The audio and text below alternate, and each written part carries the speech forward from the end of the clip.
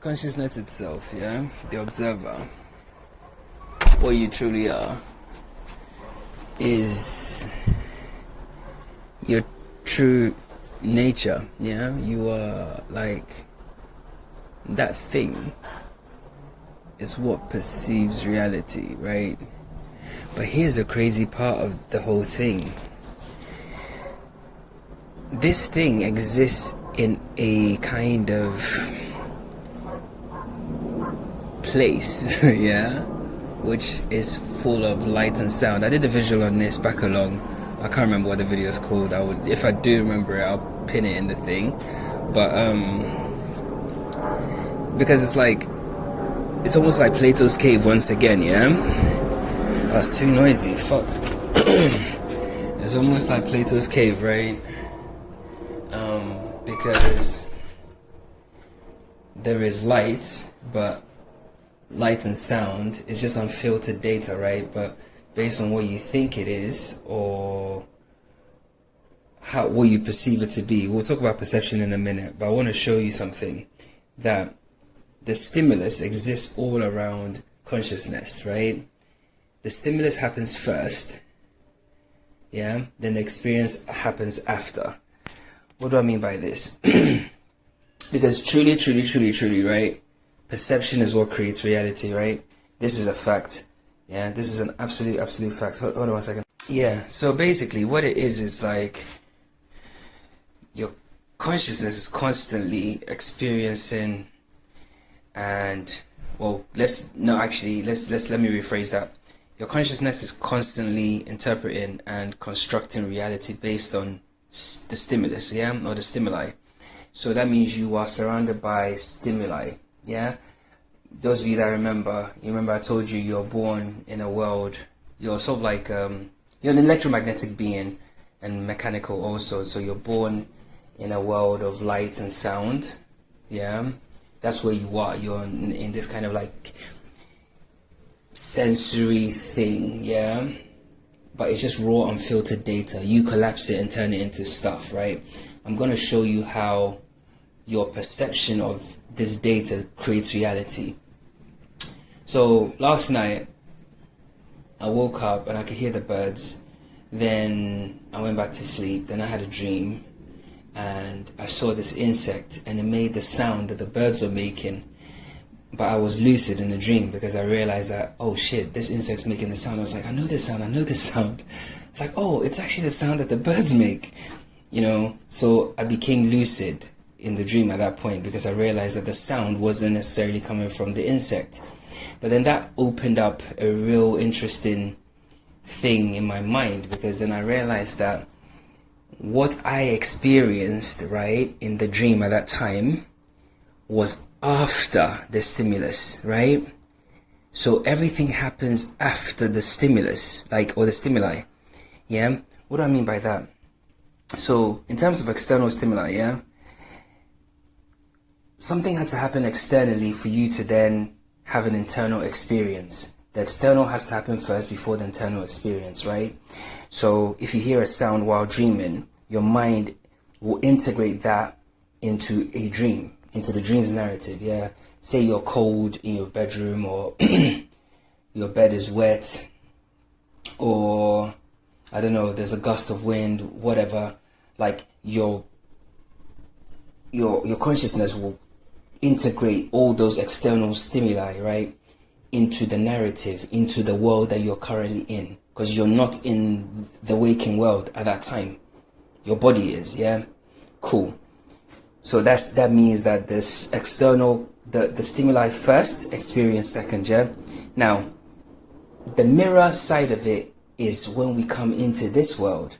It's the reverse at that point, because then the internal stimuli, yeah, what you think internally dictates your external world, yeah. So if you deeply believe something, yeah, your consciousness will start to filter reality to align with that belief, yeah.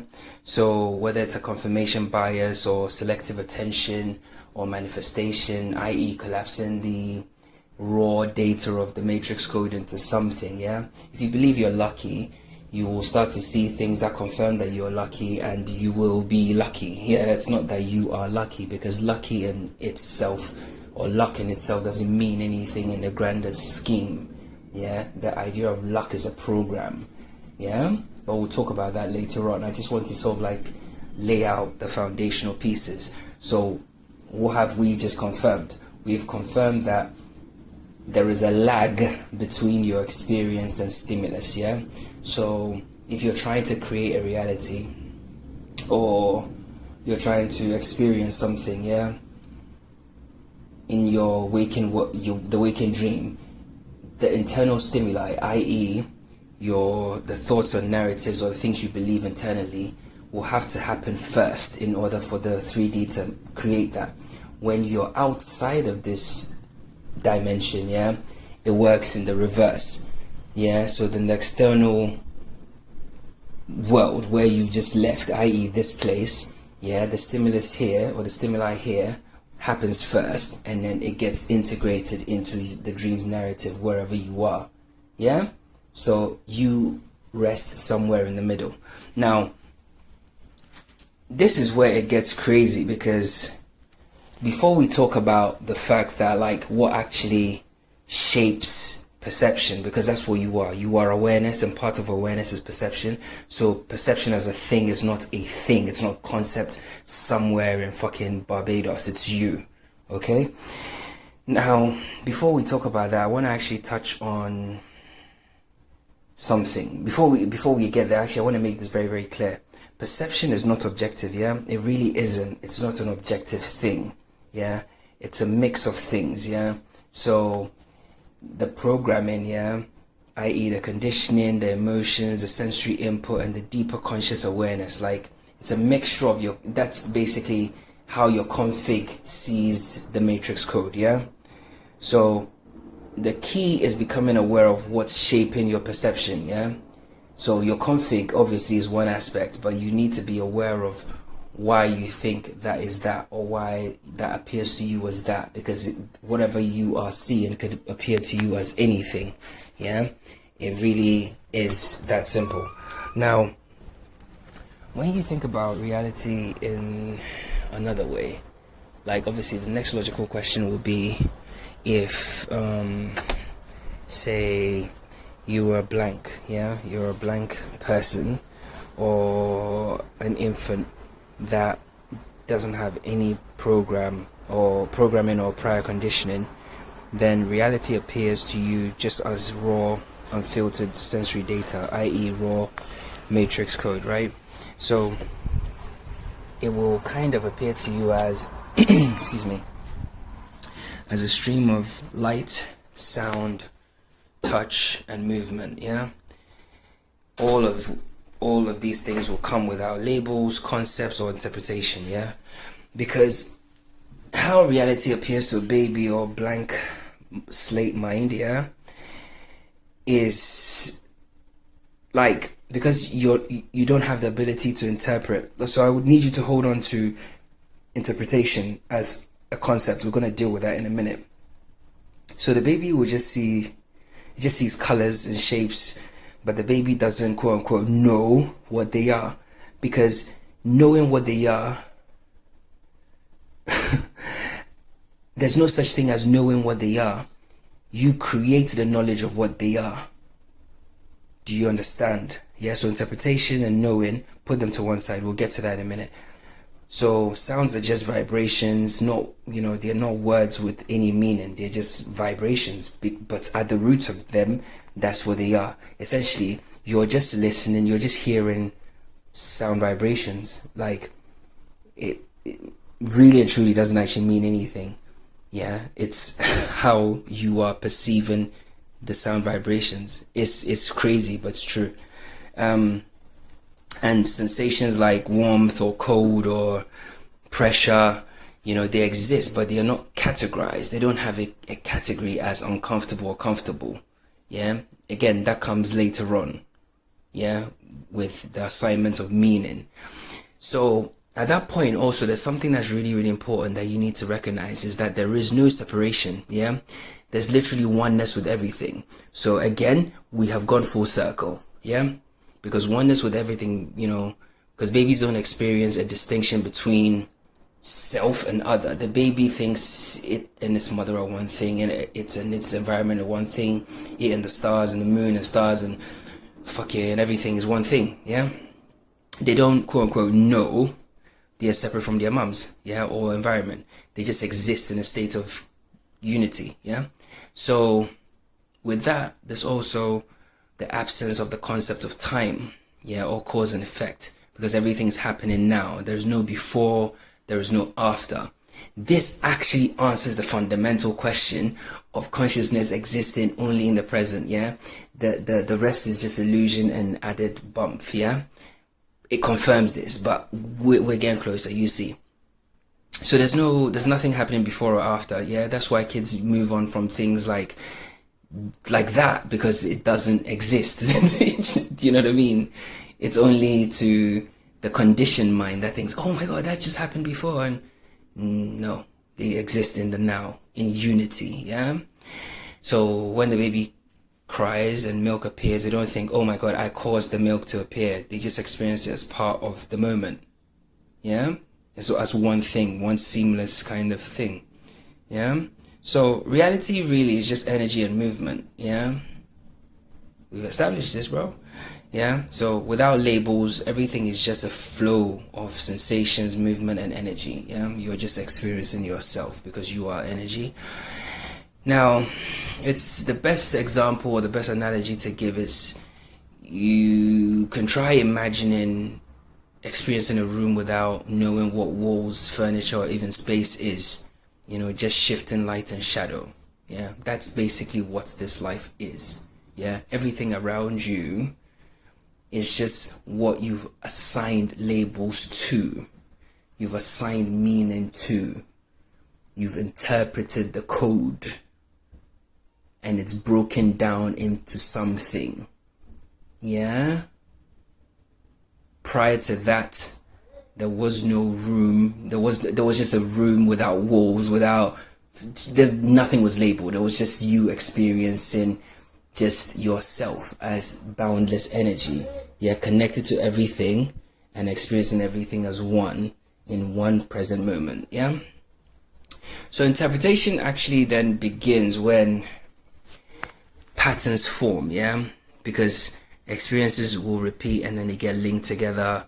Language introduces things like labels, objects get names, emotions get defined, experiences get categorized. I showed you in a visual that it's almost like, and I spoke about this recently, it's like you go into this realm, and you experience your own self as a more advanced version, which appears as your caregiver or advanced AI or whatever, which teaches you or helps you break down or label your reality so you can make sense of the game in order for the game to begin.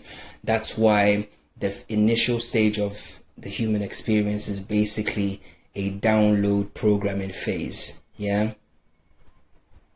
Any questions? Okay, so the ego, self, and identity is part of your config, but it gets sort of like downloaded and built over time, and it forms, and that's what causes the separation between me and everything else. And then at that point you start to see everything as separate from you. But we've just established that you start the game knowing that everything is one. You don't have to take my word for it. Go and speak to anybody that knows anything about biology or psychology, and they'll tell you that everything I'm telling you is actually true. So like I always tell you, the closest thing to pure consciousness is observing a baby or a child. I've always told you this. A baby's experience of reality is the closest to pure consciousness, pure awareness, literally. Because before conditioning and beliefs and the downloads and the interpretations take over, it's reality in its rawest form, without assumptions, fear of, or any expectations. So what have we established? The stimuli has to happen first, and then the experience follows.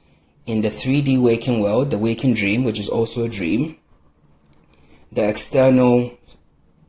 3D waking dream, the internal stimuli has to happen first. So beliefs and, where attention goes, energy flows. living in the end, visualization, all the rest of it, lucidity, breaking down the code, seeing what you want to see, all the rest of it. People have spoken ad nauseum about it. Neville Goddard and people like that, they know what they're talking about.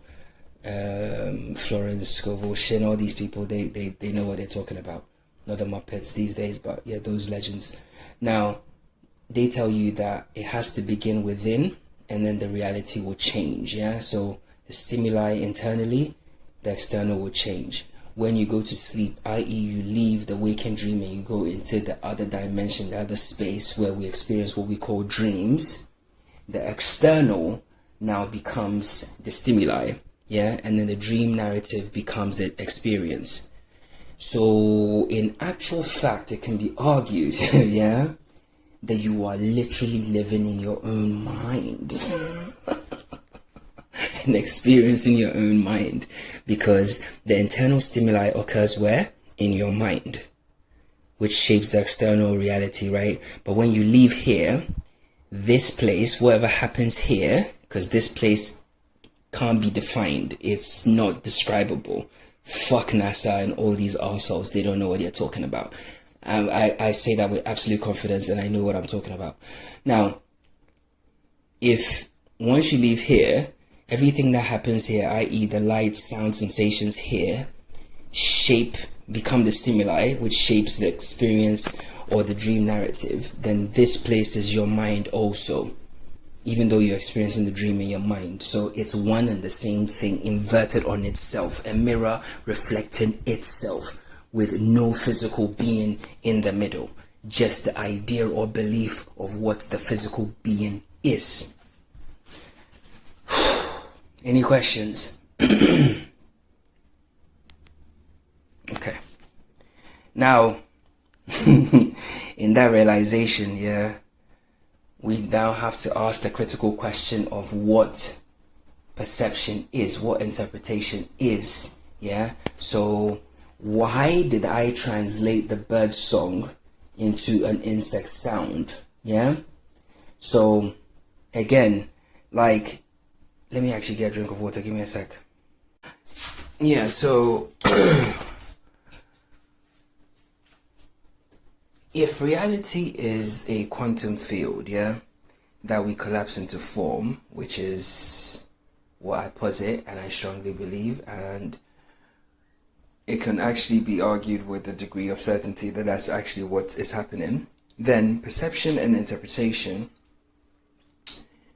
are basically shaped by mechanisms that determine what we observe and experience, yeah? So there are things, yeah, that determine what we observe and experience, yeah? Because the perception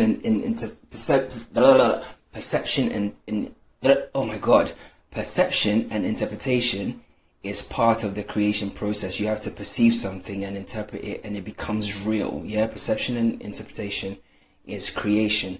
Like if I hear a bunch of noise, but I'm able to perceive it and interpret it as something, it creates something in my mind, because I'm in my own mind.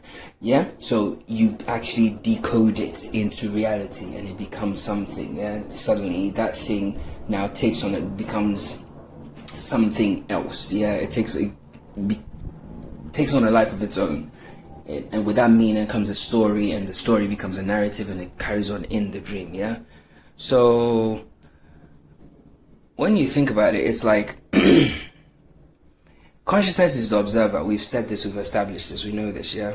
So in quantum mechanics, the observer effect, we know this, yeah, suggests that observation itself, yeah, influences reality. So just the very fact that you're looking at the matrix code influences how it acts and how it responds to you, because it's you, yeah? Okay, now your consciousness also acts as the focal point, because it is the focal point that collapses the wave function into a specific reality, because it's you that can collapse into something else. Nothing else can collapse the quantum field into anything decodable to you. Nothing else, because otherwise I'm talking to legends here and fucking geniuses. I'm not going to waste my time. You know what I mean? Now, the second thing, or the second mechanism, is beliefs and mental conditioning. Yeah, think of it as your downloads, yeah, or the program that's downloaded into your being when you come into this place, yeah, full of light and sound. I'll try and find that video, man, and I'll put it a thing. So your beliefs act as kind of like filters, yeah, and it practically determines what parts of the quantum field become real for you, yeah.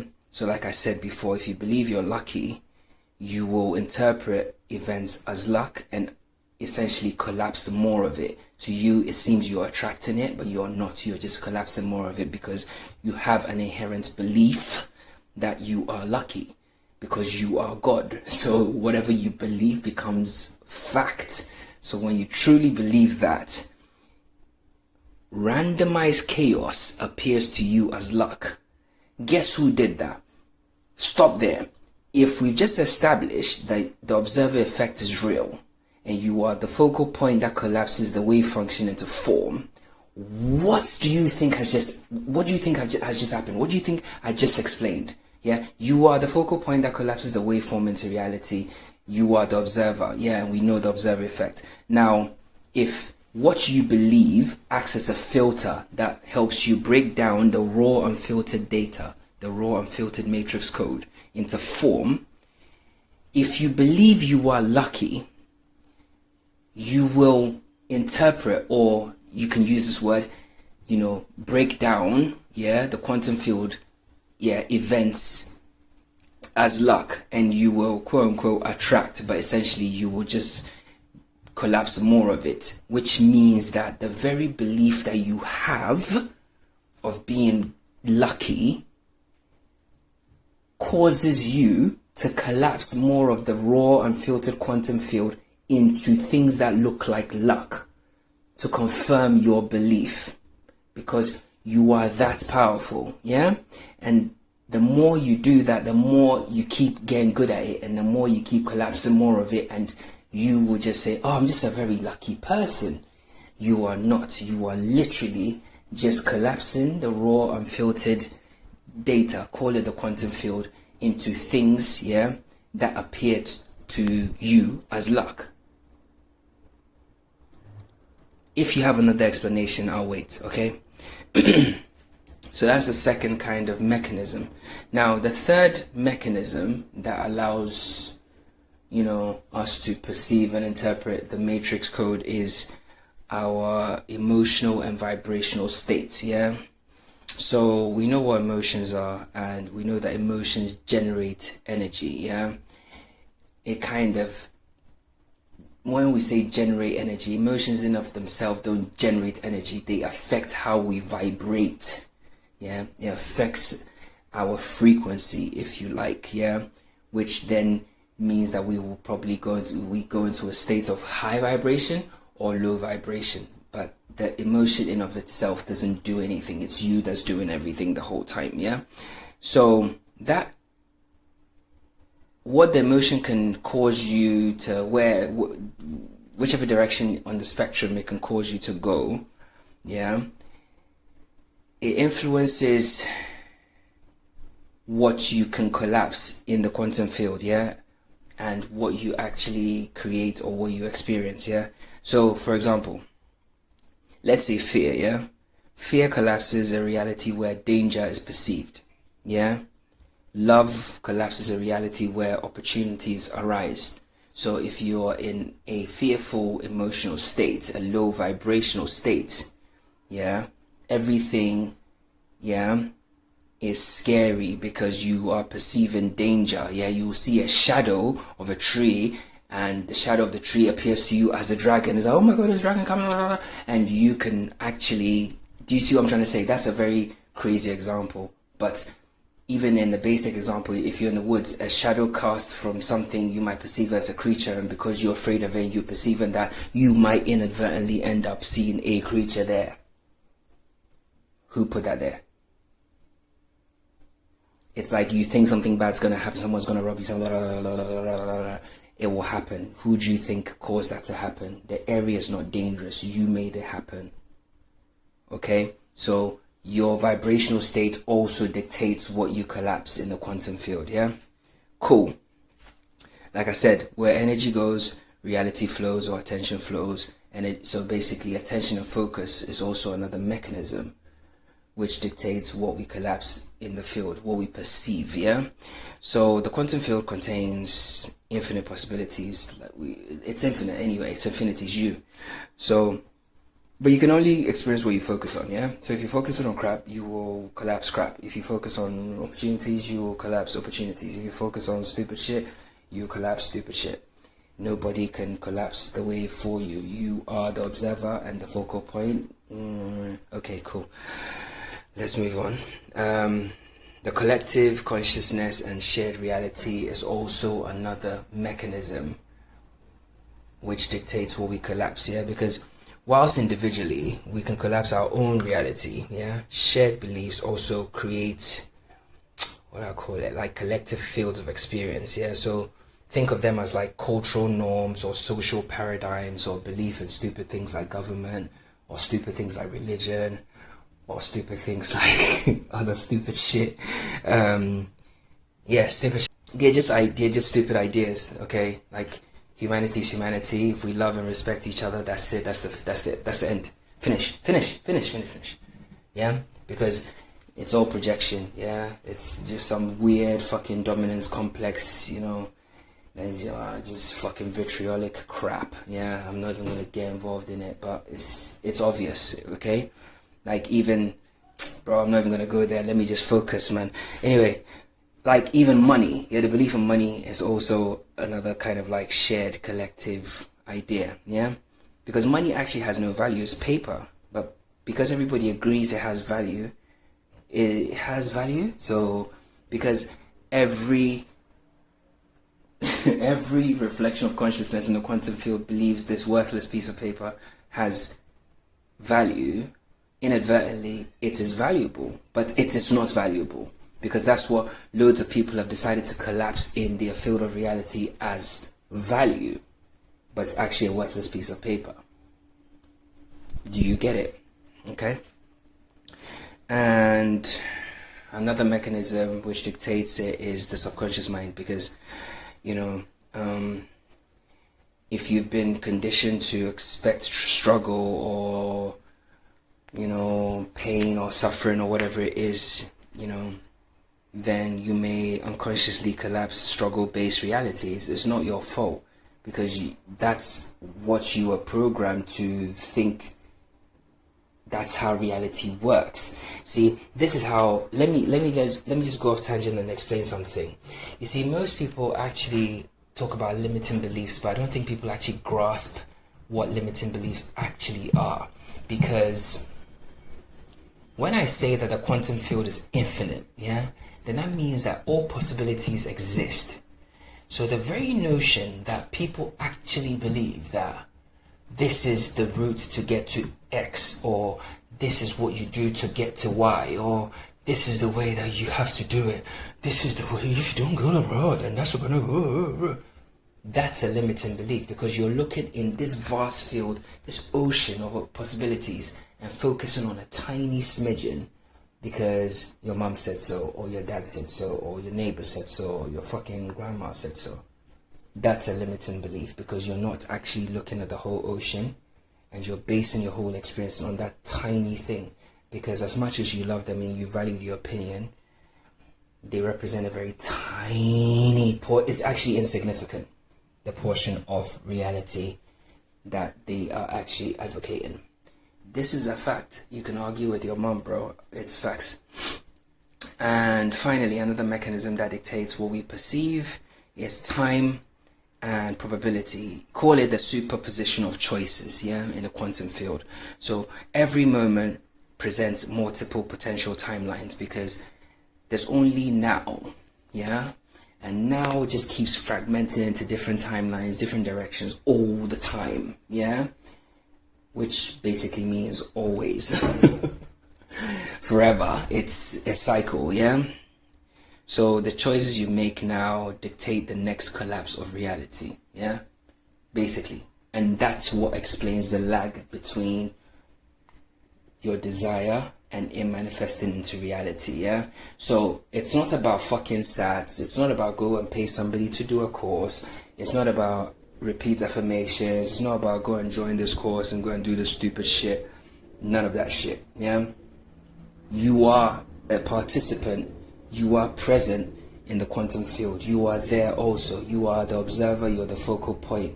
You know that internal stimuli will dictate the external reality, external stimuli will also dictate the internal reality. Yeah, it's a mirror effect. You are the mirror itself, you are the yin and the yang, you are both sides. Yeah, light and dark, sun and moon, up and below, all of it. You are the thing itself. Yeah, and you are in your own mind.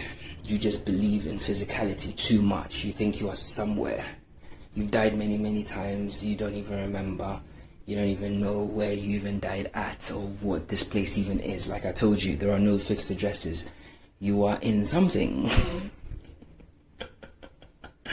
Experiencing yourself, basically. And I've just showed you that the things that inform what you collapse in the quantum field of infinite possibilities, the list I just gave you, is basically what you choose to accept to be true.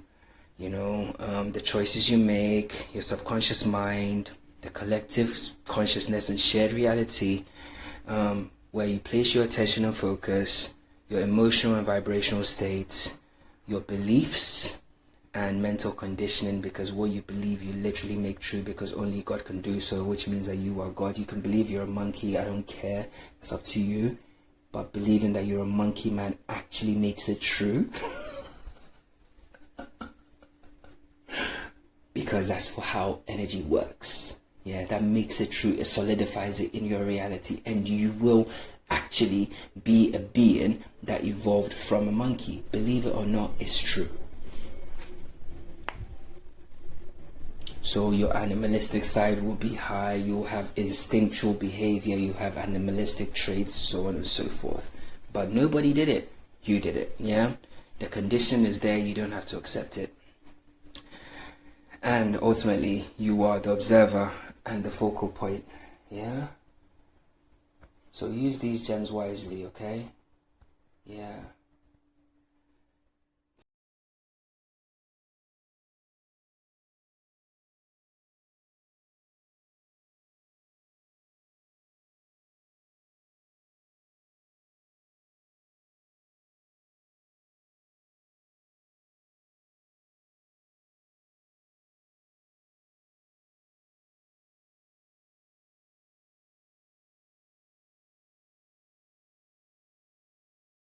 So, when you're in this chamber, you get inputs, yeah? Sound and light. Those are the only two, yeah? There's nutrition as well, and there's a third input, or fourth input, should I say, which is the quiet or stillness or darkness, yeah? But we'll leave that in with a question mark for now. We'll get to it. So when you're in this chamber, you're there, you have inputs from sound, yeah? So you hear and you see color, yeah? Even if it's reddish orange, that's what you're going to see, okay? Those are the two things, because you have function eyes, assuming you're not blind, yeah?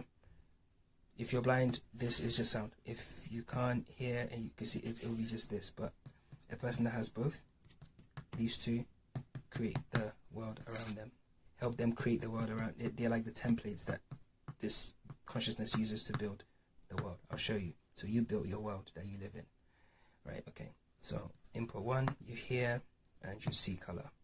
There's nutrition and there's the quiet stillness and the darkness, okay?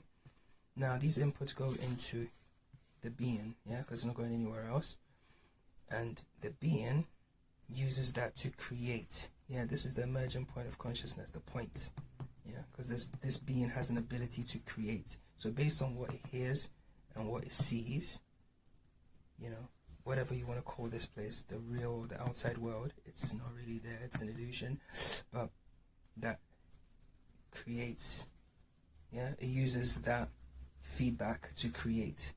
and the feedback that is from the light to create a reality. But that's not even it. Just bear with me. So all the information goes inside of it, yeah? And it can imagine others and the world, yeah? Mom and dad and all the rest of it. But it could not, it could just be inputs, yeah? From an artificial aspect of ourselves, yeah? Okay. Now, this is birth. You're born, you have a physical shell, you can hear, you can see. But you are literally born into a world which is just made of light and color. That's it. So think of it this way. This baby is born and is going to go into this box full of 360 degrees color, 360 degrees light. Yeah, that's what you know as your world. Yeah. Now, the they and all the rest of it, they're all this. Yeah. They are separations that you've created in this to create them. Yeah. Only this being exists. Okay. Now, when after the being is born, the being goes through this process of being spoken to, yeah, and the use of a pointer, the physical shell, yeah, to guide its eye, and he's taught how to cut out shapes in the world of color and sound. Yeah. Then he's taught. This teaching process is no different from this, because you're hearing and you're seeing. Now that you're in the world of the physical, there's a third element where you can have a book. You can be pointed and shown sounds, A, B, C, D, or that's a car, that's a plane. It's just a guide for your eye, yeah? Your true creative power. So you're spoken to and you hear, and he's cut out these shapes in your world, which is not really real. It's just it's a simulation, just made of light and sound, which is physical. The other side of this world is this, which is not the other side of this anything. It's you, actually, because when we go back here, there is a part of you which is quiet, stillness, and dark, yeah? It can be perceived as no inputs from the outside world. Bro, I know we're quantum leaping here, bro. I'm like this, bro, we're like 200 years in the future, bro. But bear with me. This can be perceived as no inputs whatsoever, which means that this being's natural state, because you can't receive quiet, stillness, and dark, it's just an absence of input. So that means the absence of input is your natural state. Yeah? This is all things. Okay? Which is you. So now that you're taught all these things, yeah, people speak to you, this is a car, this is a plane, this is a...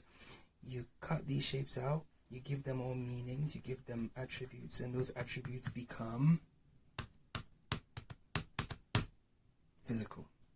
Yeah? Because now you have learned the codes and you've believed them, spoken them into existence many times, and they've now become real. So when you say the floor, you think of the floor, it takes a shape and becomes physical, but really it's just in this. This is whatever you want it to be.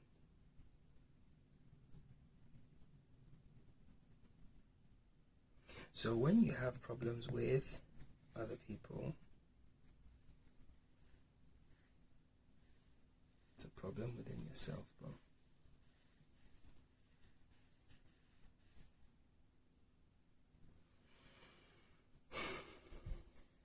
Because this is what you really are.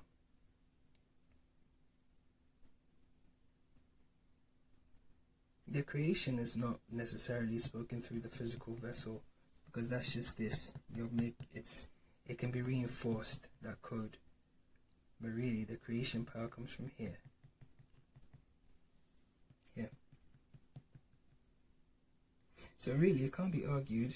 It can be argued, actually, that say you're in a pod. The absence of input is this. That's where you actually are. You're no thing in particular. You're all things, whatever you want to be. Now, you pass this simulation, so you don't retain any of the memories, because you don't actually need it. Because you've already passed it, it's done. If you go back to yesterday's lecture, you've already passed it, so you don't need it, you don't retain anything. Now you're in another simulation, which is also another pod. You will receive input and output. It will appear as people. It will appear as people that you love and care about, or whatever, society, whatever. But really and truly, this was all put there by an artificial aspect of yourself, which is supposed to be the kind of manager of your experience. So in the physical 3D world, we may recreate that as a being called a parent or a caregiver that will teach you certain things, which will make you allow you to shape the world that you experience, because this world is only yours and yours only. So if it's full of problems, the information that you've been given, which just set your scene, set your reality up, is what you're supposed to transcend. Okay? You don't have to suffer it. You can rejig all of this again and create something else, because that's what you actually do. Because when you hear sound, you literally can use it to create a whole reality, even though technically it's not there. This could be something being played to a being through a device of some sort. And just because you're getting fed doesn't mean that's... Do you understand? It can't be argued against. Your consciousness in the physical body, having an experience in the physical realm, which is made of light and sound, and you give it the physicality, because all it is